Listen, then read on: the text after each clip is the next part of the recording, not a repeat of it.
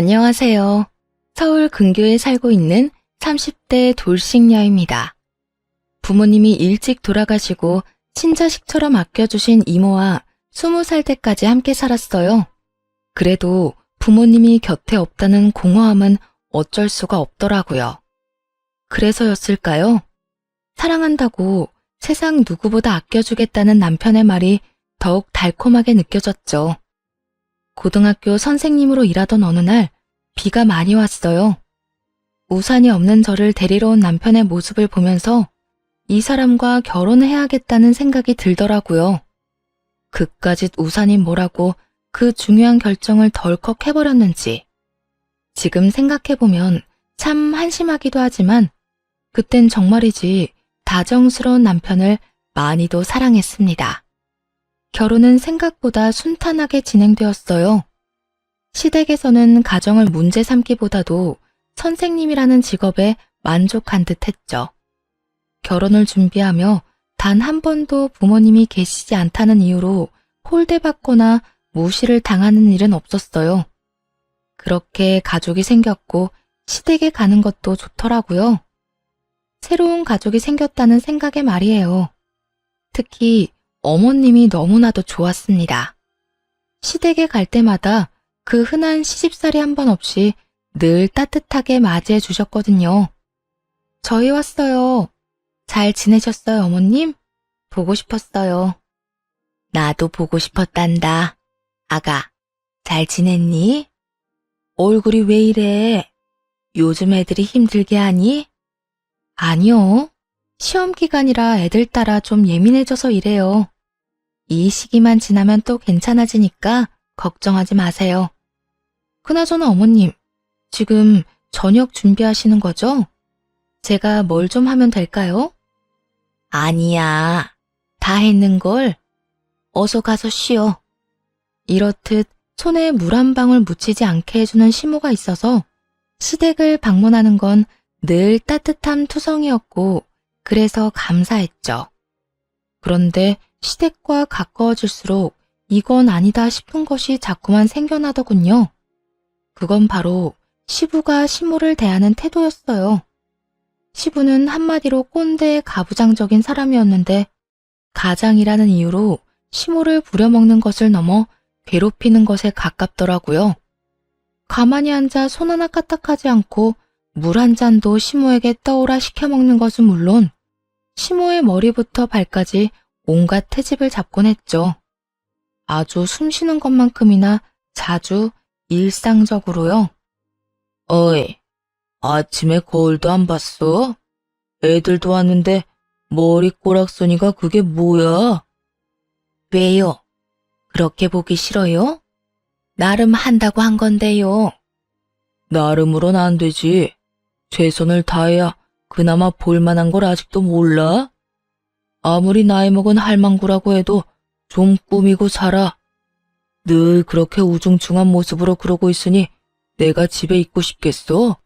정작 시부 본인은 지난밤 새라도 다녀갔는지 다 뻗친 머리에 옷차림도 민소매 러닝 차림이었고 바지 역시 손에 집은 걸 막 입은 듯한 차림이었는데 말이죠. 그러면서 시모에게는 갖은 핀잔을 해대는 시부를 이해할 수 없었지만 더 이해가 되지 않는 것은 남편이었죠. 남편은 그 상황이 당연하다는 듯 신경도 쓰지 않더라고요. 아무리 이런 상황을 보며 자랐다고는 해도 보통은 엄마에게 불쌍한 마음이 생겨서 더 신경 쓰고 잘해주기 마련 아닌가요? 남편은 그런 마음이라곤 눈꼽만큼도 없는 듯 태연하게 받아들이더라고요. 여보, 당신이라도 어머님께 신경 좀 써드려. 어머님도 여자고 위치가 있는데 내 앞에서 매번 아버님한테 그런 취급 당하시고 얼마나 속상하시겠어. 내가 나서긴 그러니까 당신이 좀 신경 써드렸으면 해. 당신 엄마잖아. 어? 뭐 어떤 취급? 아, 우리 아버지가 말을 세게 해서 그렇지 속은 엄청 여린 분이셔. 그리고 엄마도 내가 나서는 거 별로 안 좋아할걸? 어머님도 엄마이기 전에 여자야. 여자가 남편한테 그런 말, 그런 취급을 당했는데 괜찮은 사람이 어디 있겠어. 아무리 오랜 시간 그렇게 살았다고 해도 그런 취급은 적응이 안 되는 법이야.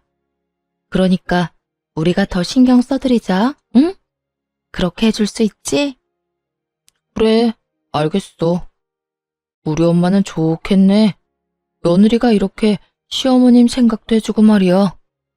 남편의 부탁이 탐탁치 않아 보이긴 했지만 결국 알겠다며 엄마에게 좀 더 다정하게 대해주겠노라 하더라고요. 한동안은 시댁에 갈 때마다 시모에게 말도 살갑게 하고 연락도 더 자주 하는 모습을 보이기도 했고요. 하지만 결국 남편도 시부와 별반 다르지 않은 사람이란 걸 깨닫게 되는 날이 찾아왔어요. 그날은 시모의 생신이었는데 시부는 당연하다는 듯 시모의 생일조차 모르고 있더라고요. 그래서 시부에게 몸이 좋지 않아 검진을 좀 받아야 하는데 보호자가 필요하다는 명분으로 시모를 밖으로 불러내는데 성공했습니다. 어머님, 생신 축하드려요. 오늘 저랑 하루 종일 데이트해요. 제가 맛있는 것도 사드리고 좋은 곳도 모시고 갈게요. 응? 그게 무슨 말이니? 너 오늘 검진해야 해서 병원에 가야 한다고 하지 않았어? 거짓말이었죠. 그렇게 안 하면 아버님이 어머님 못 나가게 할 것 같아서 거짓말했어요. 그러니까 오늘은 집안 걱정은 하지 말고 저랑 데이트해요. 아니다. 그렇게까지 할 필요 없어. 지금이라도 난 집에 가는 게 좋을 것 같아. 제 아내 시모는 손사래를 치며 다시 집으로 돌아가려 하더라고요. 혹시나 시부가 알게 되면 저에게 불호령이라도 떨어질까 걱정하는 것이 분명해 보였어요. 이렇게 착한 시모를 시부는 왜 그렇게나 못살게 구는지 정말 이해가 되지 않더라고요. 그러면서도 이렇게 살고 있는 시모가 너무나도 불쌍해서 그 지옥 같은 시댁으로 돌려보내고 싶지 않았네요. 있는 힘을 다해 시모를 붙잡고 설득하기 시작했어요. 안 돼요. 오늘 어머님이랑 같이 가려고 비싼 돈 주고 식당도 예약하고 영화 예매도 해놓고 마사지 예약도 다 해놓은걸요. 어머님, 지금 가시면 예약금 다 날려야 해요. 아깝지 않으세요? 그렇긴 한데 너한테 미안해서 그렇지. 내 생일이 뭐라고 일도 못하고 돈은 돈대로 쓰고. 에이, 어머님 생신인데 그런 말이 어디 있어요. 당연히 축하받아야 마땅한 날이고 그런 날 함께 할 수 있어서 기쁜걸요? 그리고 저 돈 잘 벌어요, 어머님. 방학이라 일에 지장을 받는 것도 아니고요. 그러니까 오늘은 일단 저랑 놀아요, 어머님. 처음에는 정말 이래도 되나 고민하던 시모는 이내 사춘기 소녀처럼 설렘이 가득한 얼굴로 함께하기 시작했어요. 영화를 보며 깔깔거리며 웃기도 하고 마사지를 받으며 그간 밀렸던 잠을 주무시기도 했고요. 식사를 하실 땐 남이 차려준 밥상을 마음 편하게 먹는 건 시집오고 처음인 것 같다며 이것저것 골고루 맛있게 드시더라고요. 그렇게 데이트를 마치고 마지막으로 선물을 드렸죠. 아가, 이건 또 뭐니? 목걸이예요. 보니까 어머님 목이 허전해서 하나 준비했어요. 어떠세요? 마음에 드세요? 그럼 너무 마음에 들어. 그런데 이거 비싼 거 아니니? 오늘 하루 종일 돈을 이렇게나 많이 써서 어떻게 하니? 시모는 목걸이를 제대로 받지도 못하고 우물쭈물하고 있더라고요. 이렇게 비싼 것을 받아도 되나 고민하는 것이 눈에 훤히 보였어요. 어머님, 이런 대우도 그렇고 이 정도 선물 역시 당연히 받으셔도 돼요. 제가 하루가 멀다고 이런 데 모시고 오는 것도 아니고 매일같이 이런 선물 사다 드리는 것도 아니잖아요. 그러니까 걱정 그만하시고 받으세요. 저 돈 꽤 번다니까요. 이 정도 쓴다고 해서 큰일 안 나요. 그렇게 시모의 손에 목걸이를 꼭 쥐어드렸고 결국 시모의 눈에선 눈물이 왈칵 쏟아지더군요. 이까짓 게 다 뭐라고 어린아이처럼 우는 시모를 보는데 참 마음이 좋지 않았네요. 다은아, 정말 고맙다 고마워. 지금 죽어도 여한이 없을 만큼 오늘 하루 너무 행복했어. 그리고 이 선물도 고마워. 내 살아 평생 이런 귀한 선물은 처음이란다. 내가 귀하게 간직하마. 어머님, 제가 앞으로 더 잘 모실게요. 그러니까 그만 우세요. 남들이 보면 제가 집이라도 한 채 사드린 줄 알겠어요. 농담이 아니고 지금은 집보다 이 목걸이가 더 좋구나. 하여튼 고맙다. 정말 고마워. 그렇게 시모를 모셔다 드리고 많은 생각이 들더라고요. 시대가 바뀌어 인식이 달라졌는데도 시모는 분명 부당 대우를 받는 것이 확실했어요. 그 말도 안 되는 대우에 시모는 참고 또 참으며 속이 다 문드러졌겠죠. 이대로는 안 되겠다는 생각이 들더라고요. 당장 시부를 변화시키는 건 불가능하겠지만 남편의 행동을 바꾸는 건 가능하지 않을까 싶었어요. 여보, 오늘 어머님이랑 데이트했는데 어머님 너무 좋아하시더라. 별거 하지도 않았는데 어찌나 좋아하시는지. 보는 내가 다 행복하더라니까. 어? 오늘 엄마 만났어? 왜? 당신 몰랐어? 오늘 어머님 생신이잖아. 진짜 몰랐어? 당연히 엄마 생일 정도는 알 거라 생각했는데 남편은 전혀 몰랐던 눈치더라고요. 그 물음에 눈을 이리저리 피하며 다 기어들어가는 목소리로 변명을 하더군요. 그게 일이 바빠서 깜빡했어. 당신 혹시 어머님 생신 깜빡한 게 아니라 아예 못 외우고 있던 건 아니지? 지금 당신 눈치가 그런 것 같은데? 아니야. 그리고 그까지 생일이 뭐가 그렇게 중요한 날이라고 이 난리를 부리는 거야? 다들 있는 생일 그냥 넘길 수도 있는 거지. 더럽게 코를 후벼파며 정말 별일 아니라는 듯 답하는 남편을 보는데 순간적으로 화가 확 올라와 언성을 높였네요. 와, 진짜 당신이나 아버님이나 너무한다고 생각 안 해? 어떻게 된 사람들이 가족 일에 그렇게나 무심할 수가 있어. 당신 친엄마잖아. 다른 날도 아니고 생일 정도는 기억해야 하는 거 아니야? 말했잖아. 일이 바빠서 깜빡했다고. 한 사람이라도 챙겼으면 그만이지. 사람을 이렇게까지 몰아세워? 엄마 생일이 별거야? 남편이 도리어 저에게 큰 소리를 치더군요. 그 순간 남편의 모습에서 시부의 얼굴이 겹쳐 보였습니다. 시모에게 막대하던 시부의 모습, 자기 잘못은 전혀 모른 채 상황이 여의찮으면 상대방을 몰아세우며 화부터 내는 못난 모습이 말이죠. 내가 지금 우리 생일 안 챙긴다고 이 난리를 부리는 거야? 아니잖아. 오늘 어머님이 왜 그렇게 우시나 했더니 당신 보니까 그 이유를 알겠다. 늘 이런 식이었겠지. 자기 생일은 동네 잔치라도 열 기세로 여기저기 소문내기 바쁘면서 정작 당신 낳아준 어머님 생신은 언젠지도 모르고 그냥 그런 날처럼 지나갔겠지. 당신은 좀 다를 거라 생각했는데 당신이나 아버님이나 똑같구나. 무슨 말을 또 그렇게까지 해. 당신이 보고 자란 게 없어서 몰라서 그렇지. 옛날 사람들은 다 이러고 살아. 남편이랑 자식 챙기느라 자기 생일은 언제 지나가는지도 모른 채 그러고 산다고. 뭐? 지금 뭐라고 그랬어? 내가 뭐 어떻게 자라? 맞잖아. 사실 이모님이 당신 키워주시긴 했어도 이모는 이모지. 부모님은 아니잖아. 그래, 뭐 당신 말이 맞긴 한데 그렇게 말하니 새삼 상처가 되네. 그리고 뭘 모르는 건 당신 아니야? 내가 부모님이 돌아가셔 안 계시긴 해도 부모님이 멀쩡히 살아계시는 친구들도 없는 게 아니야. 그 어느 집도 아버님처럼 어머님 무시하는 집안은 보지도 못했고 자식이 부모님 생일을 잊고 지내는 게 평범하다고 하는 집안도 처음 봐 나는. 그렇잖아요.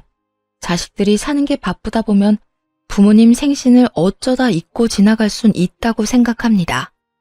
먹고 살기 힘든 세상이잖아요. 하지만 그렇다고 해서 잊고 사는 것이 당연한 것은 아니죠. 게다가 아예 기억할 생각조차 없다는 게 더 충격이었어요. 화가 나기도 했고요. 그래도 이 말이 틀렸다고 생각하지는 않았는지 남편은 급하게 말을 바꾸더라고요. 다른 집이 뭐가 그렇게 중요해? 우리는 이렇게 평생을 살아왔어. 그리고 당신은 그런 우리 집에 시집 왔고. 그러니까 앞으로 엄마 일로 입대지 말고 뭘 바꿀 생각도 하지 마. 괜한 일 만들지 말라고. 그러니까 당신 말은 앞으로도 전혀 변할 마음조차 없다는 거네? 변할 이유가 없는데 내가 왜 변해야 해? 그리고 막말로 당신도 시어머니랑 거리 두고 지내면 편하잖아. 시부모님 생신 챙기고 잘 보이려고 노력하고. 이런 거 다른 집은 귀찮아서 난리던데 당신은 왜 못해서 이 난리냐고. 당신이 한평생 외롭게 살았던 건 알겠는데 당신이 그렇게 잘한다고 해도 우리 엄마가 당신 엄마가 되진 않아. 그러니까 쓸데없는 짓 그만해. 남편의 말이 틀린 건 아니었지만 아픈 곳을 아무렇지도 않게 콕콕 찔러대는 모습이 참 밉더라고요. 변하려는 의지가 전혀 없는 모습이 실망스럽기도 했고요. 덕분에 내가 오늘 많은 걸 알게 됐네.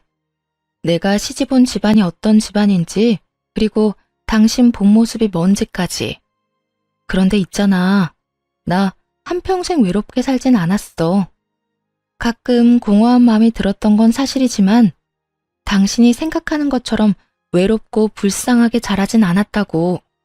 우리 이모가 충분히 큰 사랑 줬고 이모부가 다른 아빠들보다 더 딸바보처럼 날 대해줬어. 그러니까 앞으로 그딴 말 함부로 하지 마. 나 진짜 기분 나쁘니까. 그래, 그건 내가 실수했어. 그런데 그 전에 한 말은 무슨 뜻인데? 우리 집안이 어떤 집안이고 내 본 모습이 없던데? 정말 몰라서 묻는 건 아니지? 잘 생각해봐. 나보단 당신이 더 잘할 것 같은데? 남편은 찔리긴 했는지 언성을 높이며 화를 내더라고요.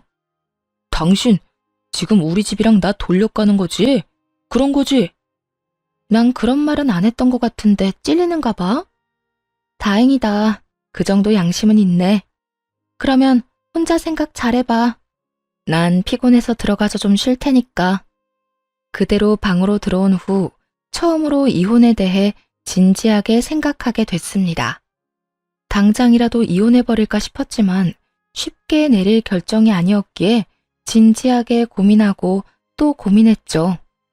하지만 이런 고민이 헛짓거리가 될 만큼 이혼해야 할 만한 이유들이 자꾸 생겨나더라고요. 남편과 한바탕 하고 난 후 남편 놈이 시댁에다 뭐라고 말을 했는지 본격적인 시부의 시집살이가 시작되었습니다. 들어보니 네 시어머니한테 너무하다고 내 아들한테 그렇게 뭐라고 했다고 하던데, 그렇게 네 시무가 걱정이면 앞으로 네가 내 수발을 들면 되겠구나. 이 말과 함께 시작된 시집살이는 정말 더럽고 치사하더라고요. 음식 간이 안 맞는다며 반찬 투정을 하는 것을 시작으로 하루가 멀다 하고 연락해서 괜한 트집을 잡기 일쑤였죠. 말문이 막히면 일단 호통부터 치는 것도 물론이었고 갖가지 방법으로 괴롭혔어요. 그렇지 않아도 이혼하고 싶은 마음이었는데 아주 기름을 붓는 행위였죠. 하지만 이건 아무것도 아니었네요. 이혼을 결심한 결정적인 사건이 따로 있었으니까요. 그날은 학교에 있는데 시부에게 전화가 왔습니다. 다급한 목소리로 빨리 집으로 좀 오라는 거예요. 그런데 그렇게 급하게 찾는 이유가 정말 가관도 아니더군요. 오늘도 집에 좀 오거라. 내가 기관지가 좋지 않아서 이불 빨래를 자주 해야 하는데 네가 네 시어머니 고생하는 것이 싫다고 하니 어쩌겠느냐. 네가 와서 해야지. 무슨 시댁 전용 한여쯤이라고 생각하는 건지 부려먹는 것에 주저함이 조금 더 없는 목소리더군요. 오늘 못 가요. 일이 좀 있어서요.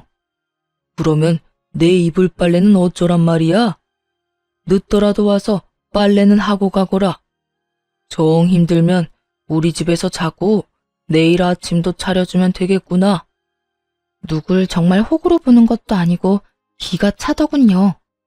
이때까진 시모 때문에 참고 넘어갔지만 더는 참을 수 없다는 생각이 들었어요. 정 급하면 이불 빨래할 사람 보내드릴게요. 남자로 보내드릴 텐데 여자보다 힘도 잘 쓰고 일 시키기도 훨씬 편할 거예요. 그래? 그러면 일단 한번 보내보거라. 일당은 네가 주는 거지? 일당 걱정은 말고 시킬 거 있으면 다 시키세요. 그래, 알겠다. 더 우겨봤자 소용도 없을 것 같으니 차라리 돈을 쓰게 하는 것이 더 이롭다고 판단했는지 시부는 제안을 흔쾌히 받아들이더군요. 시부와 약속한 대로 시댁으로 남자를 보내주었고 그날 저녁 화가 잔뜩 난 시부의 전화가 왔네요. 너 지금 이게 뭐 하는 짓이야? 보내준다던 일할 남자가 내 아들이었던 게야? 감히 어떻게 이딴 짓거리를 해? 네, 맞습니다. 숨 쉬는 값도 못하고 사는 남편놈을 시댁으로 보낸 거죠. 그리고 시부는 생각지도 못한 상황에 길길이 날뛰었고요. 약이 단단히 오른 시부의 목소리를 듣는데 통쾌한 기분마저 들더라고요. 아버님은 중요한 일이라고 하고 저는 도저히 갈 수가 없으니 어쩌겠어요. 아범이라도 보내 급한 일부터 처리해야 하지 않겠어요? 아범이 생각보다 일을 잘할 수도 있으니까 한번 시켜놔 보세요. 아무래도 저보다 힘은 좋지 않겠어요? 너 당장 집으로 오거라 당장. 만약 네가 안 오면 네가 그렇게 걱정하는 네 시엄이 가만두지 않을 테니 당장 뛰어와. 시부는 시모를 들먹이며 집으로 불렀고 하는 수 없이 시댁으로 갔습니다. 시댁에 도착하니 이불이 산더미처럼 쌓여 있었어요. 시모는 안절부절 못하고 있었고 남편놈은 시부 옆에 딱 붙어 앉아 얄밉게 굴고 있었죠. 그렇게 서 있지 말고 얼른 빨래부터 하거라. 빨래 다 하거든 밥도 차려야 하니 서둘러. 웬만하면 시모 생각해서 참아보려고 했는데 뒤이어 시부의 입에서 나온 말은 도저히 참을 수 없더군요. 고하면 고하답게 납작 엎드려 살 것이지 어디 주제에 나대기는 나대. 내가 앞으로 너 제대로 교육해서 찍소리도 못하고 살게 해줄 테니 각오해. 그러니까 너 앞으로 잔머리 쓰지 말고 아버지 말 잘 듣고 살아. 오늘도 봐라. 괜히 잔머리 쓰다가 너만 이 고생하는 거. 남편과 시부가 내뱉는 말에 눈이 확 돌아가는 기분이더군요. 남편이 시부의 편을 들어 거들 땐 더는 참으려야 참을 수가 없었어요. 바닥에 놓인 이불을 집어들고 시부와 남편의 얼굴에 던져버렸네요. 두 사람은 깜짝 놀라며 화를 냈지만 아랑곳하지 않고 두 사람에게 단호하게 말했어요. 전 아버님 교육 같은 거 전혀 필요 없거든요. 그렇게 교육하고 싶으시면 아버님 아들 교육이나 똑바로 하세요. 어떻게 된 인간이 제대로 된 구석이 하나도 없는지 보고 있으면 한숨밖에 안 나오던데요. 내 아들이 어때서? 하긴 아버님이 그 모양 그 꼴인데 아들이 멀쩡하겠어요. 그리고 아범이나 아버님이나 계속 고아 타령하시는데 그런 말을 아무렇지 않게 하는 것 자체가 인간이 덜 됐다는 걸 증명하는 거 아닌가요? 정말 모르신 건 아니죠? 앞으론 좀 조심해 주세요. 개가 짖는다고 하고 넘어가려고 노력은 하는데 짖는 소리가 너무 커서 무시하려고 해도 참 힘드네요. 대놓고 신경을 건드리자 시부와 남편은 분노에 찬 목소리로 화를 냈지만 아랑곳하지 않고 시댁을 빠져나왔어요. 어차피 좋은 말이 나올 일은 없었고 기분 나쁜 말만 들릴 게 뻔하니 시간 낭비하고 싶지 않았거든요. 집에 돌아와 화를 삭히고 있는데 씩씩대며 남편이 뒤따라 들어오더군요. 당신 진짜 미쳤어? 아버지 앞에서 말버릇이 그게 뭐야? 오는 말이 고와야 가는 말이 고운 거 몰라? 오는 말이 그따윈데 가는 말이 비단결일 거라 생각했어? 꿈도 야무지다 진짜. 아무리 그래도 개 짖는 소리는 아니지. 어떻게 그런 말 할 수가 있어?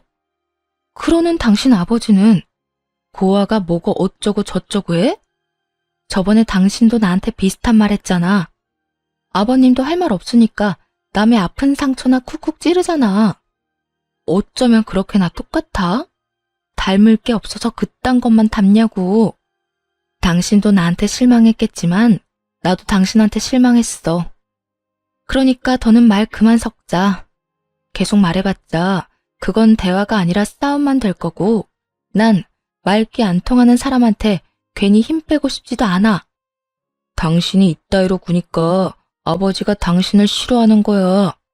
꼭 다 이겨먹으려고 하고 한마디 하면 10마디 100마디 하니까 그냥 고분고분 말 잘 들으면 좋잖아.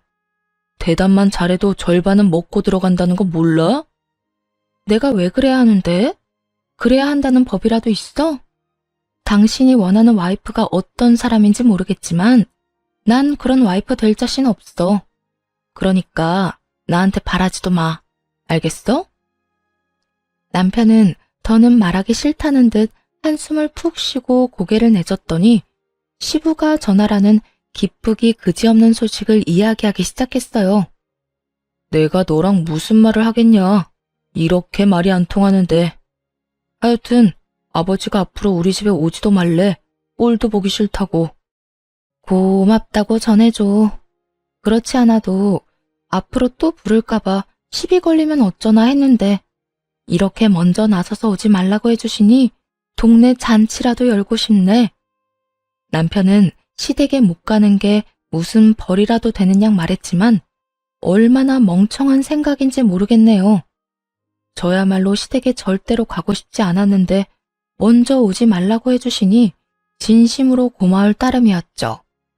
그 후 남편과의 사이는 파국을 맞았고 이혼을 결심하게 되었어요. 그러는 와중에도 시모가 걱정되더군요.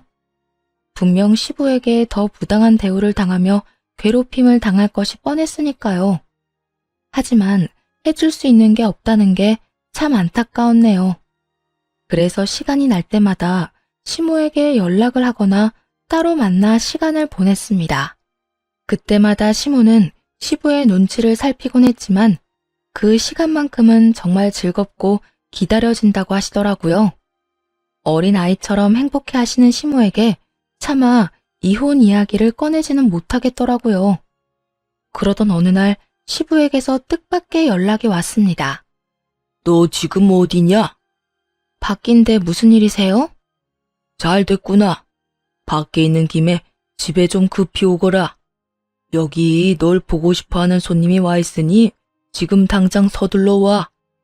전화할 말을 마친 시부는 대답할 틈도 없이 전화를 끊어버리더군요.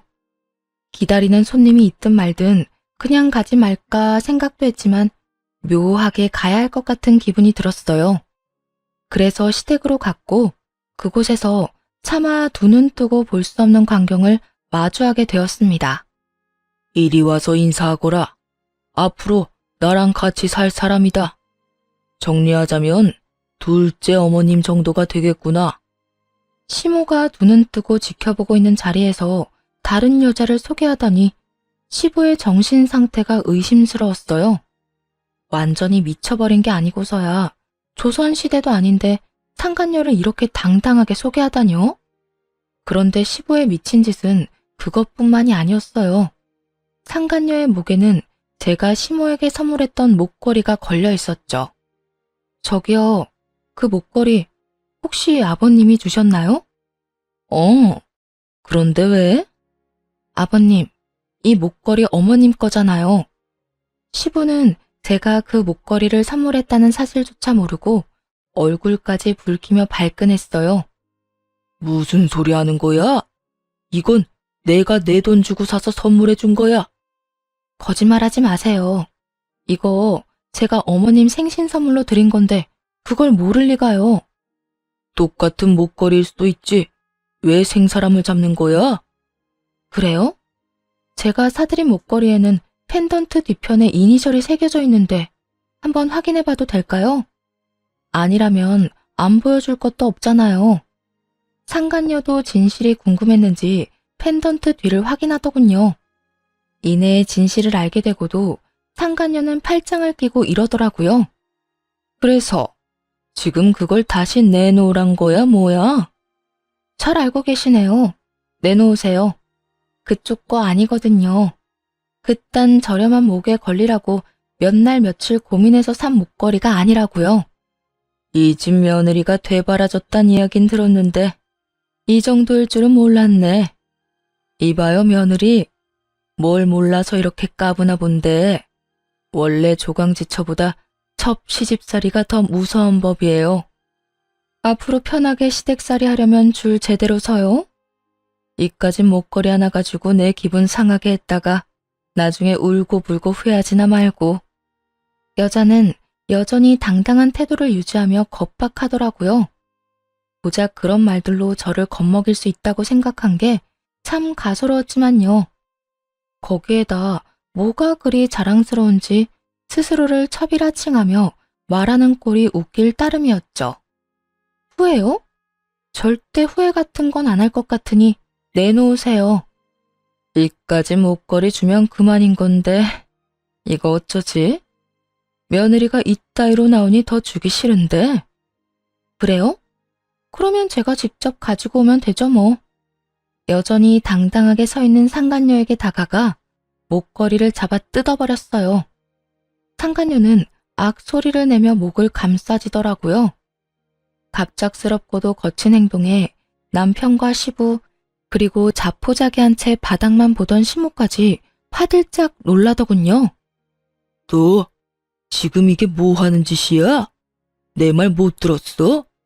앞으로 네 두 번째 시어머니가 될 사람이라고 했거늘 어떻게 이딴 식으로 구는 게야? 얼른 사과하거라, 얼른!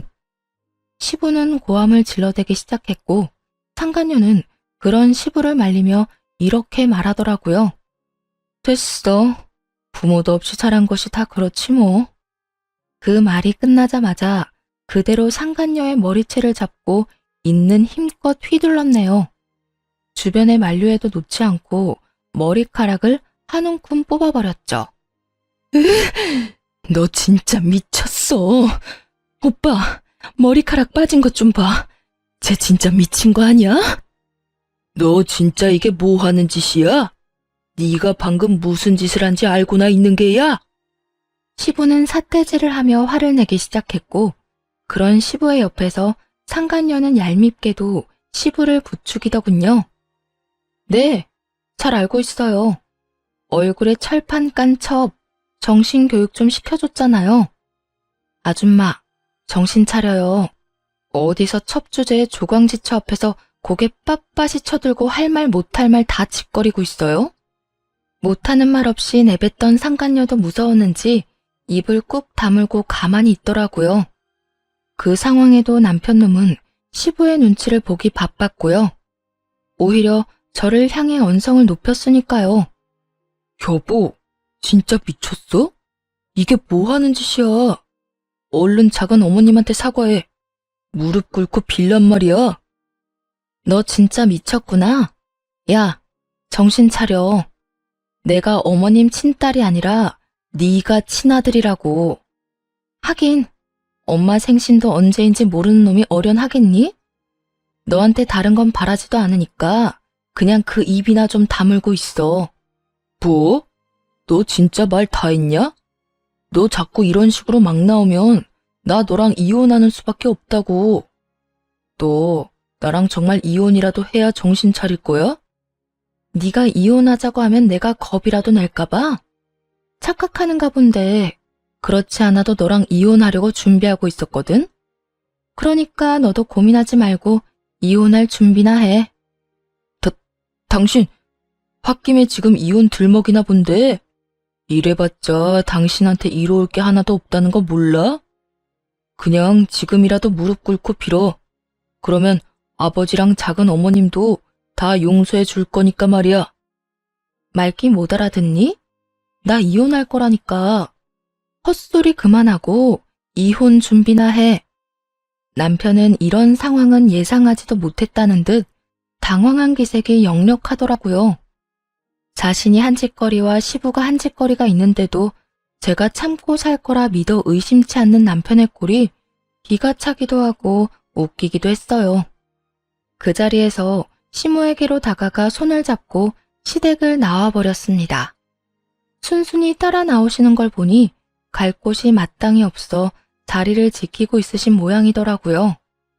무엇보다 마음이 아프고 화가 났던 건 모든 걸 체념한 듯한 시모의 표정이었어요. 집을 나가봤자 마땅히 지낼 곳도 없고 한평생 주부로 살았으니 따로 모아둔 돈도 마땅치 않은 상황이었죠. 시모의 상황을 누구보다 잘 알고 있던 시부는 그걸 이용해 저리도 당당하게 굴었던 것이고요. 집으로 시모를 모시고 온 저는 시모에게 이혼을 권했어요. 이런 꼴까지 봤는데 오갈 데가 없어서 능력이 되지 않아서 이혼을 하지 않는다는 건 정말 말도 안 되는 것이라 생각했으니까요. 어머님, 저 이혼할 거예요. 어머님도 이혼 생각해 보시는 건 어때요? 내가? 사실 이혼이야 하루에도 몇 번씩 생각해. 그런데 내 처지에 이혼까지 하면 어딜 가서 먹고 자고 하겠니? 내가 능력이 있는 것도 아니고 모아둔 돈이 많은 것도 아닌데 말이다. 거기에 이제 나이도 있어서 식당 일도 못해. 받아주지도 않을 거야. 역시나 시모가 하고 있는 걱정은 예상과 같았죠. 시모의 손을 붙잡고 이혼 후에도 행복할 수 있는 미래를 알려드렸네요. 어머님, 요즘 세상이 많이 좋아졌어요. 이혼만 결심하시면 어머님이 지난 세월 동안 집안에서 열심히 밥하고 설거지하시며 아버님 뒷바라지 하신 거 돈으로 다 받아낼 수 있어요. 재산 분할이라는 명목으로요. 그것뿐만이 아니에요. 지금 아버님 외도 저지르는 걸로 위자료도 받을 수 있어요. 그 여자한테도 상간녀 소송 걸어서 위자료 다 받을 수 있고요. 그거면 집도 구하고 생활도 가능하시지 않으시겠어요? 넉넉하진 않겠지만 지금보다 더 행복하고 자유롭게 살 수 있을 거예요. 제가 꼭 그렇게 되도록 도와드릴 테니 어머님은 용기만 좀 내주세요. 네? 그게 정말이니? 그렇게만 된다면 당장이라도 이혼하고 싶구나.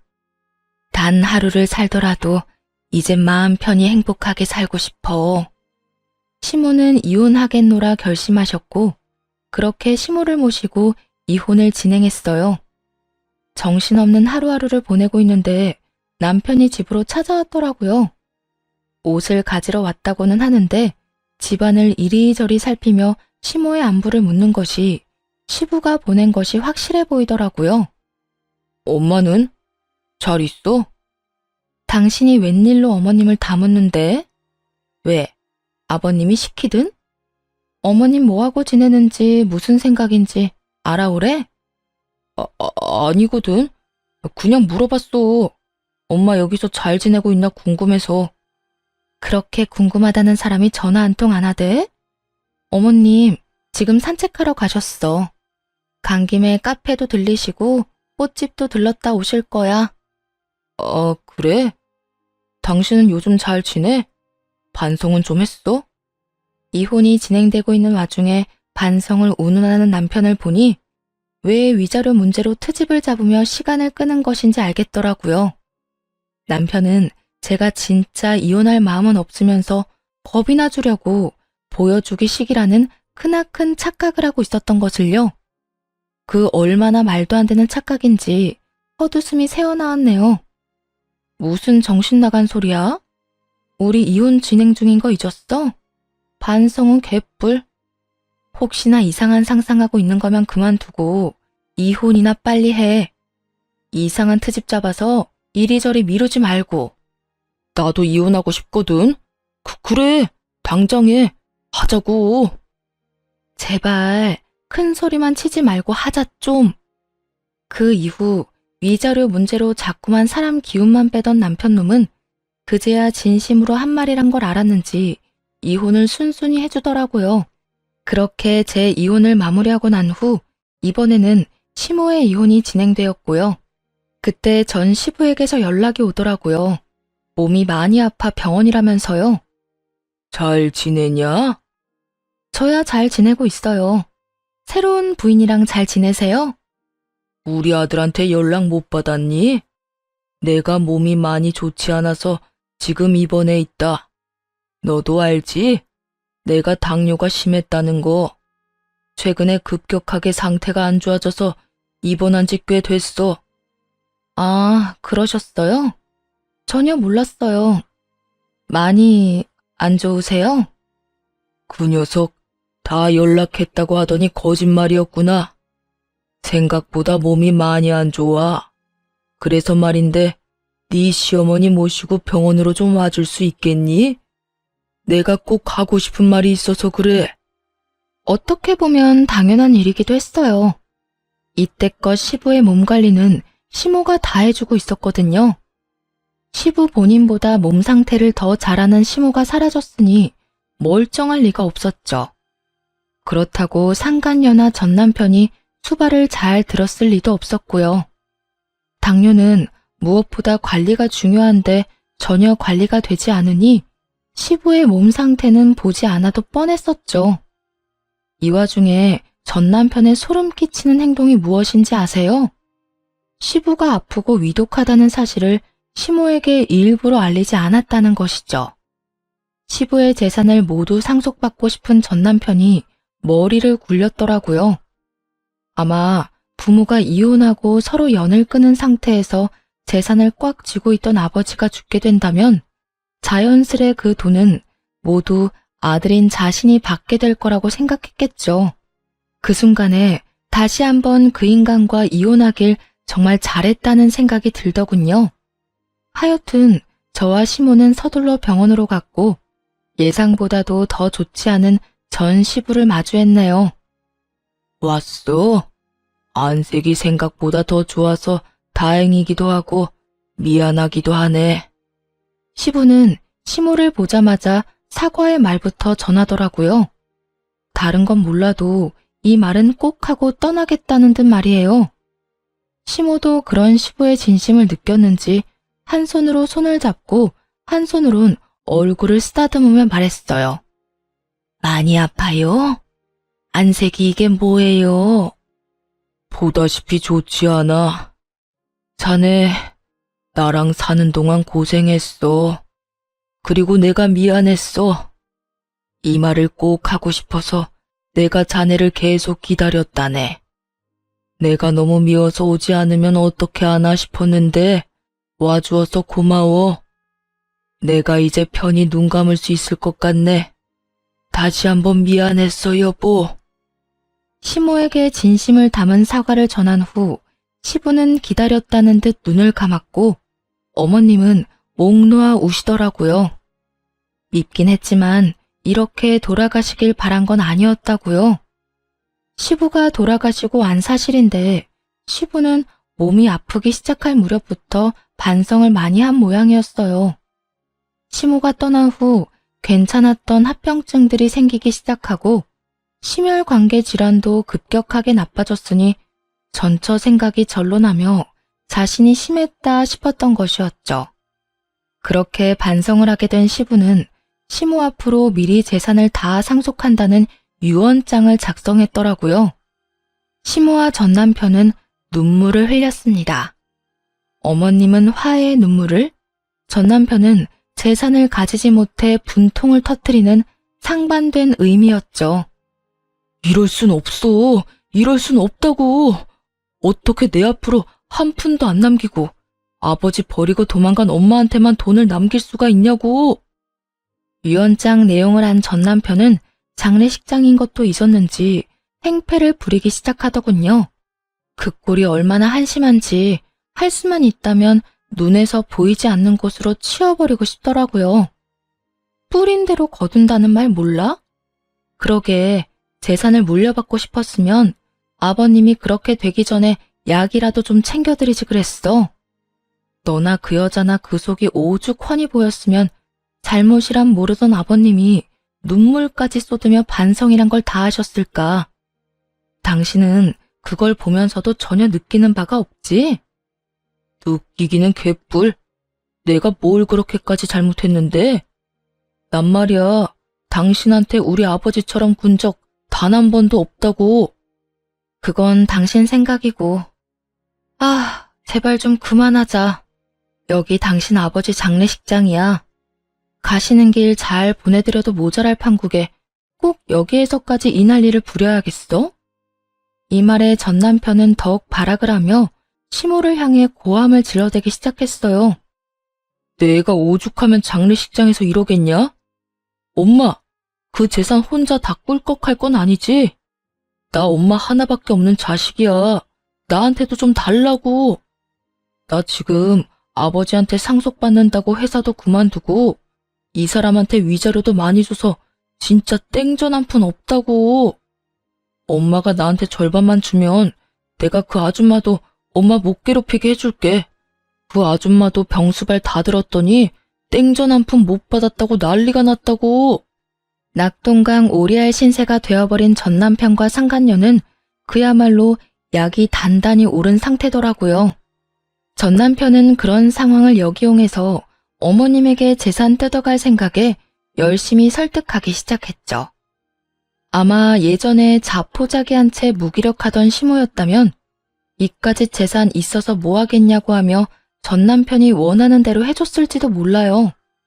하지만 어머님은 변했고 마음마저 단단해진 상태였습니다.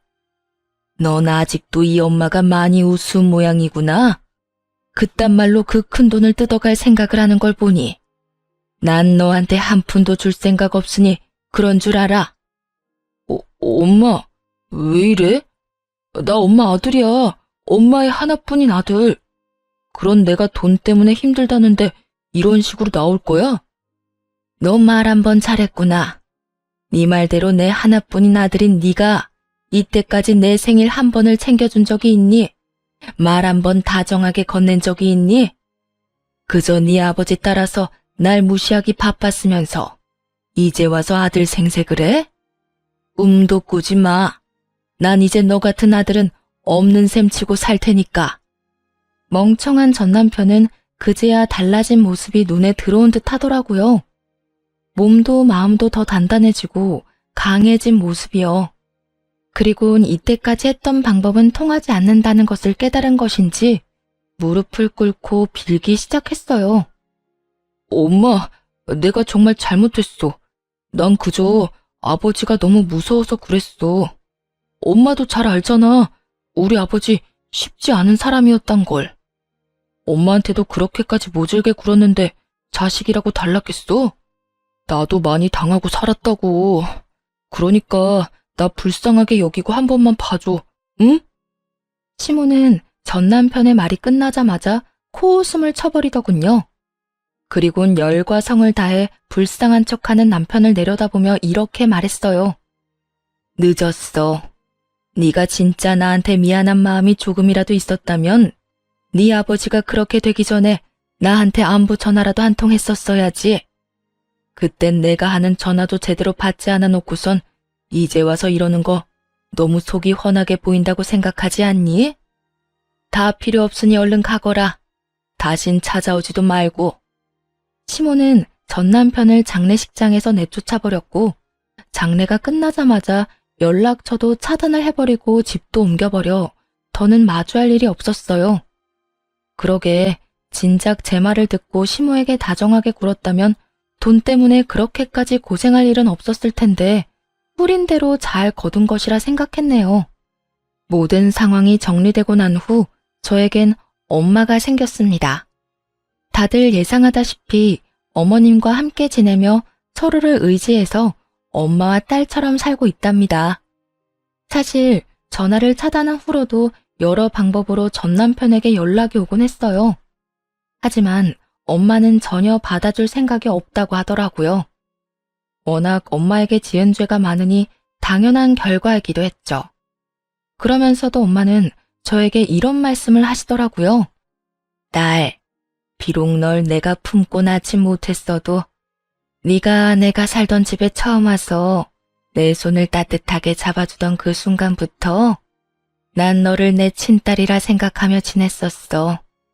그리고 다시 한번 내 생일날 행복하게 만들어줘서 고마웠어. 앞으로 내가 이 엄마가 네 앞날의 행복만이 가득하게 노력할게. 우리 함께 행복하게 살자. 이날 엄마의 말을 듣는데 저 역시 엄마를 행복하게 해드리겠다고 다짐하고 또 다짐했네요. 요즘엔 엄마와 이모는 함께 영어 학원에 다니고 계세요.